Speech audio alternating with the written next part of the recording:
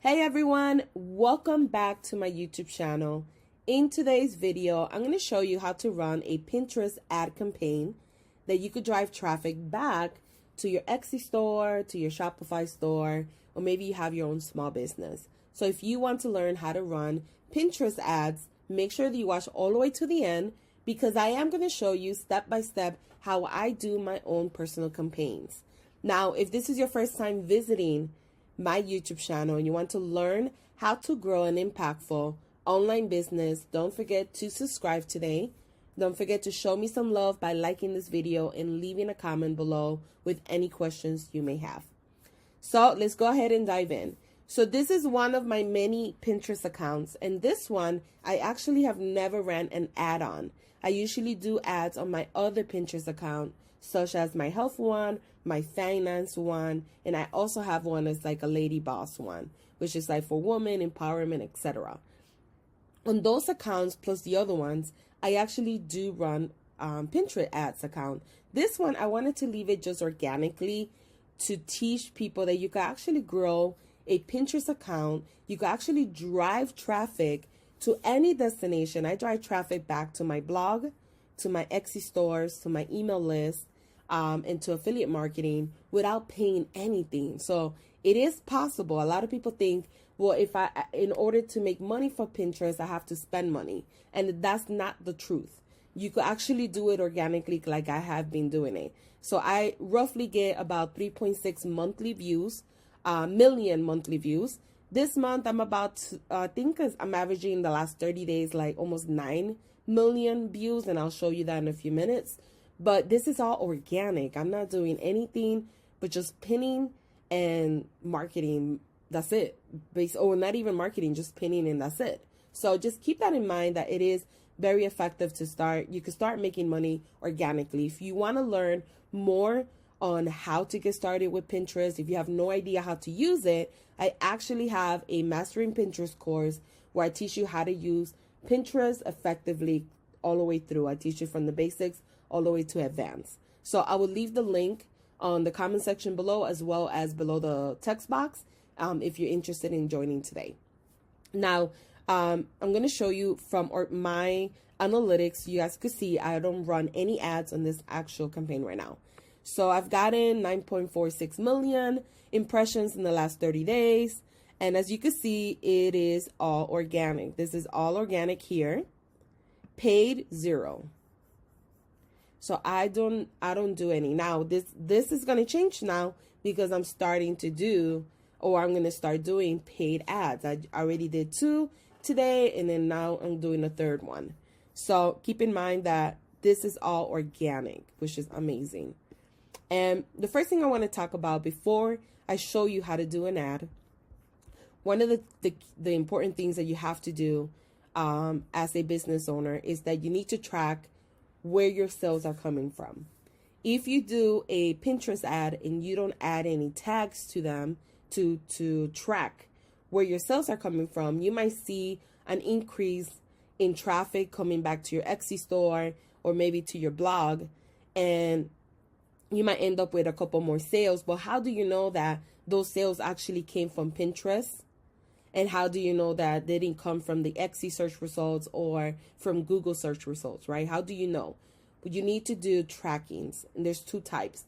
One is a plugin that you add to your actual site. And another one is a tracking code that you will add yourself. And I'm going to show you both of them. But it's very, very important that you start doing this in order to track your campaigns, because you don't want to spend, $100 or more running ads, and then you don't really know I got a couple sales on Etsy. Did they really come from Pinterest, or did I get lucky and I got them from, the search results?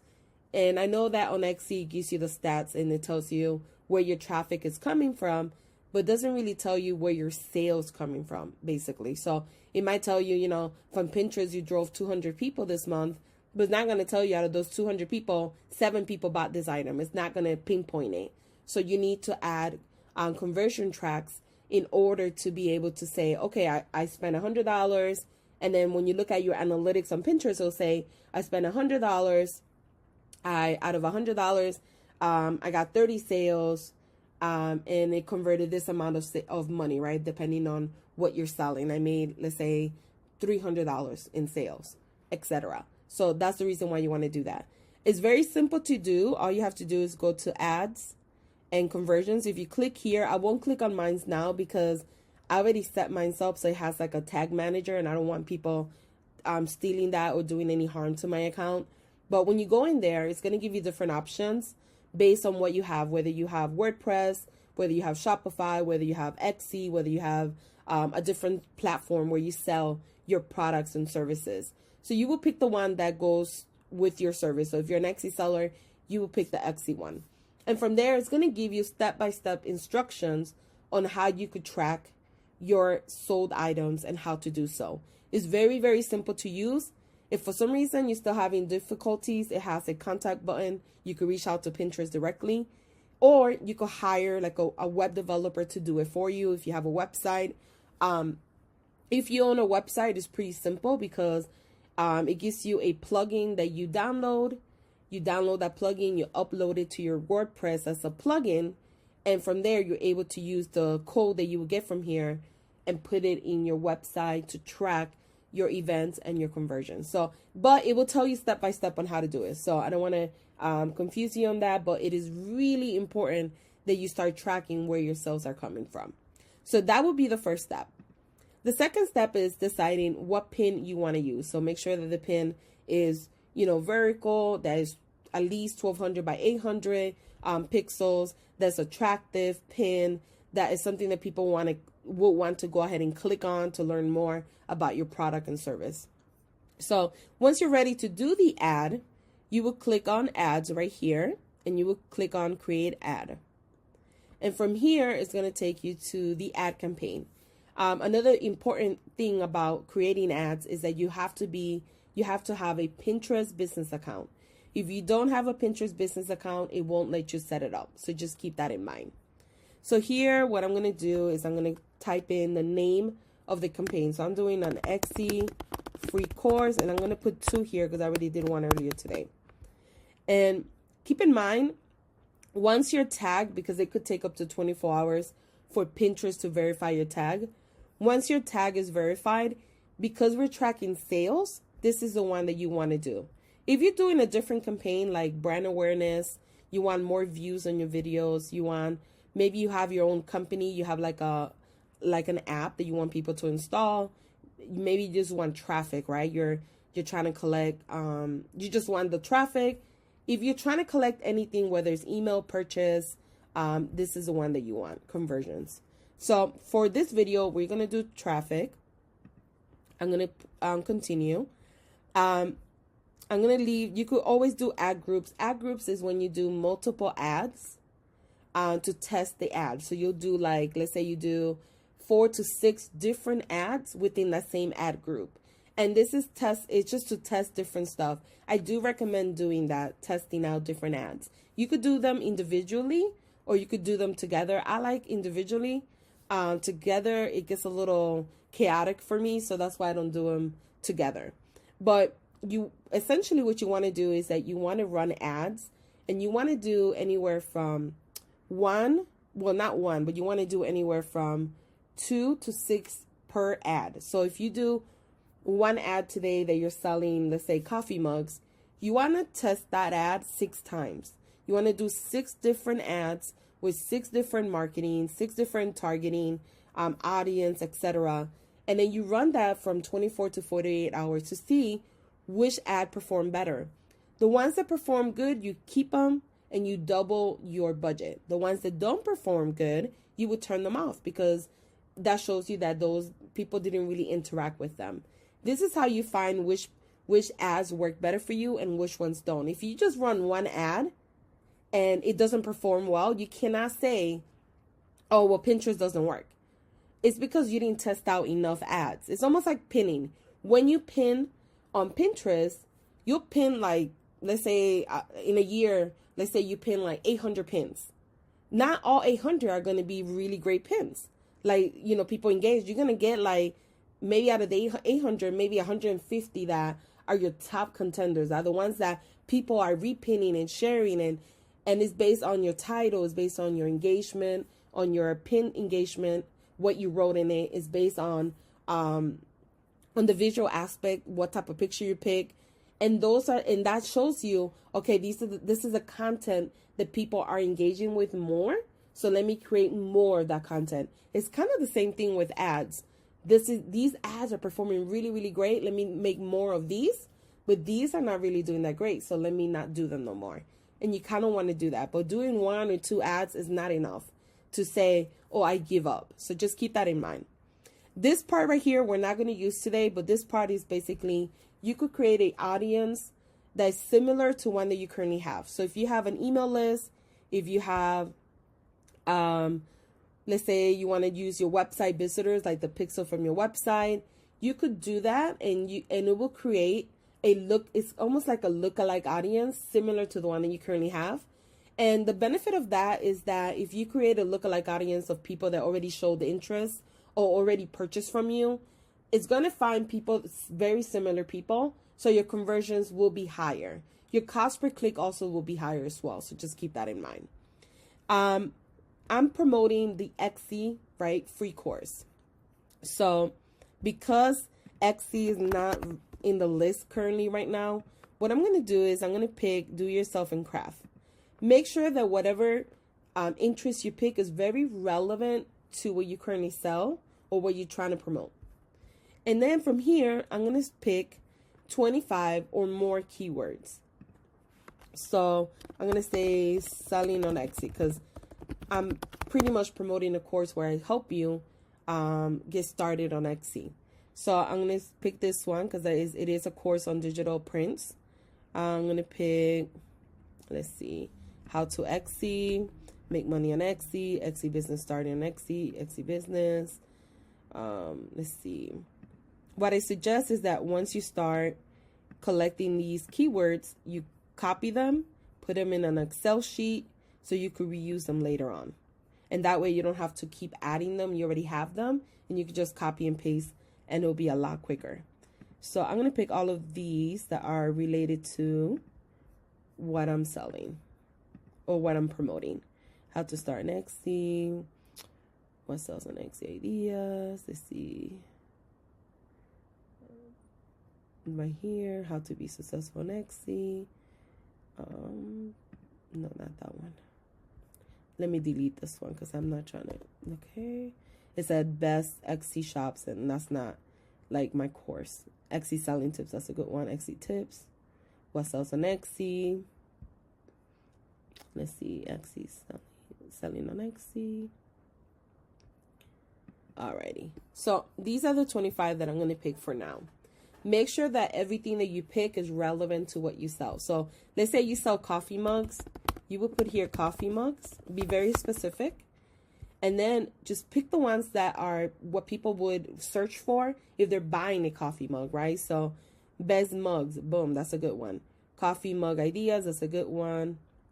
Gift mugs, that's another good one. If it was Christmas season, this will be a good one here. If it's not Christmas season, don't pick it, right? Because it's pointless right now.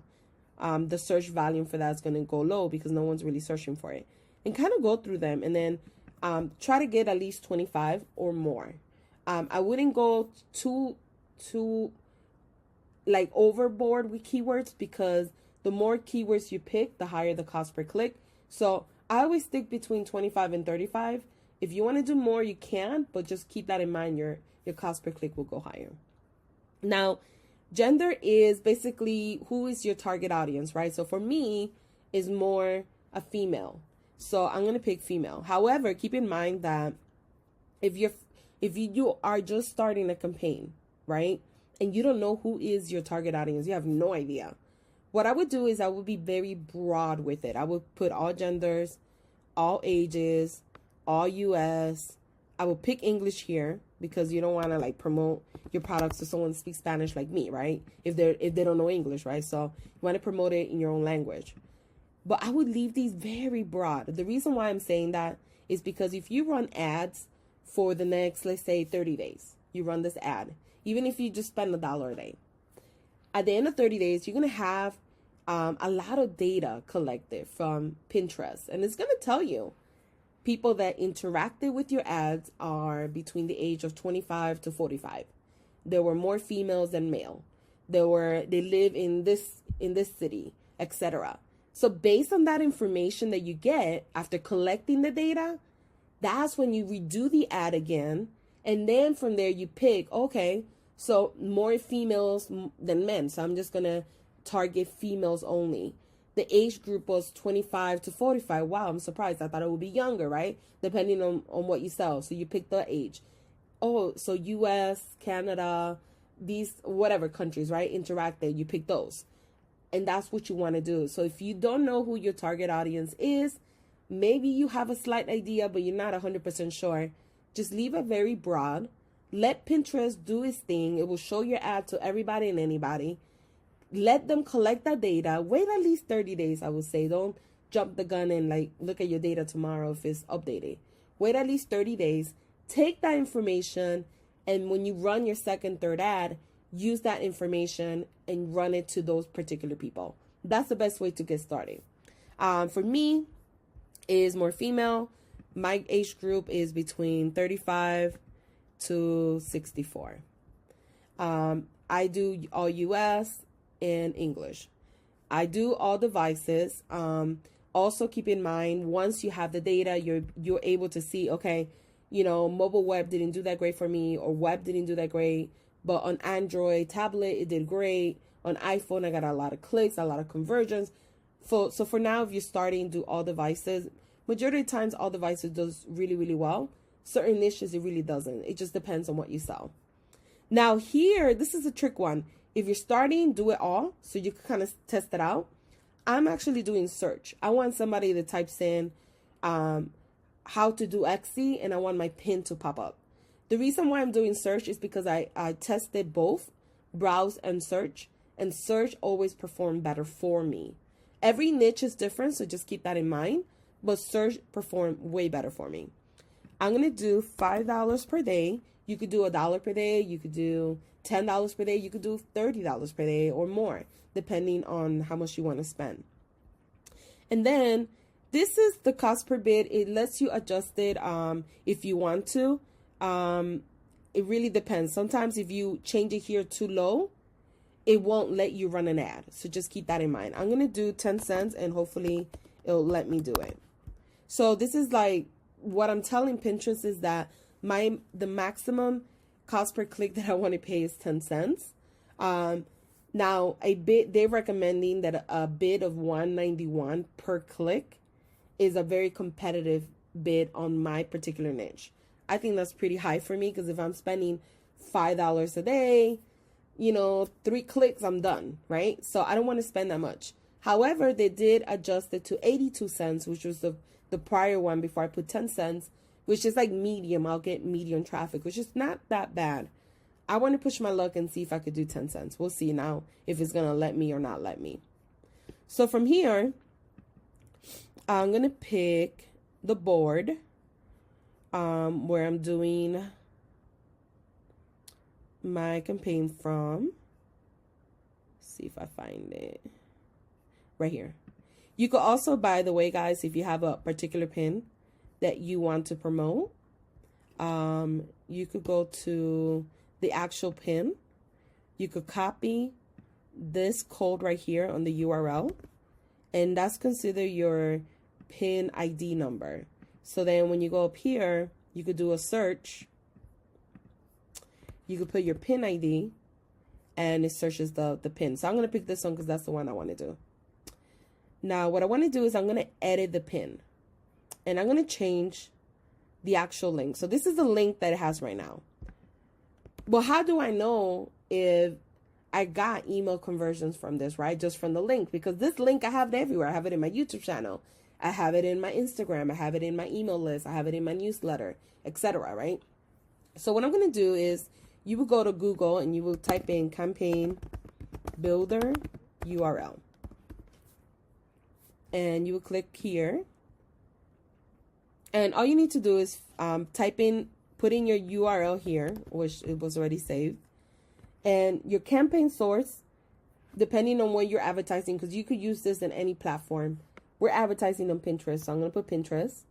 campaign medium, I'm going to put CPC because I just want to test it out. Or I could put email list if I wanted to, but I'm going to do CPC. And then campaign name, I'm going to name it Xe Course because this is the campaign that I'm running.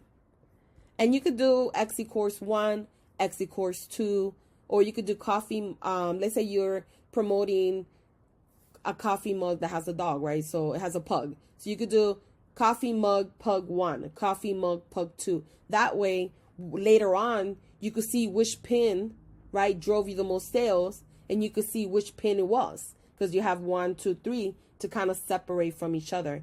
Don't always have the same link because then you won't know where your sales are coming from. If you have like 6 ads running, how do you know where your sales came from? That's the best way to know is by adding this little tracking that we're going to do today. So I'm going to do 2 here because I already did the first one earlier. So this will be the second campaign that I'm running for the Xe course. And then I'm going to copy the URL and I'm going to use that as my new URL. That's it. That's all I'm doing. I'm going to save it and I'm going to launch the campaign. And voila. So now I got 3 campaigns running. They haven't been active yet. They're still pending. It says active here, but they're not active yet. They're pending. Due to the fact that I just started running ads. So they're still pending. See? Pending, pending, and pending. And I have different ads just to test them out, just to see what do people interact more with, this picture here with the girl or this one that has like a keyboard. And then I did a regular one for affiliate marketing just to kind of test the waters and see.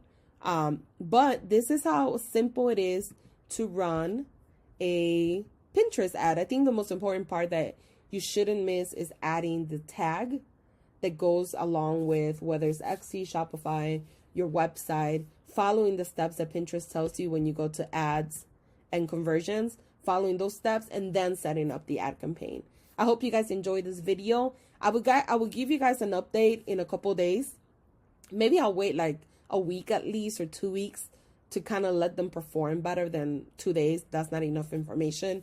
But I'll let them run for a while and then I'll do a new video to kind of go into the campaign and kind of show you if I got any leads from it and if they were successful or not. So I hope you enjoyed this video. Let me know in the comment section if you did or not, or if you have any questions. And thank you guys for watching.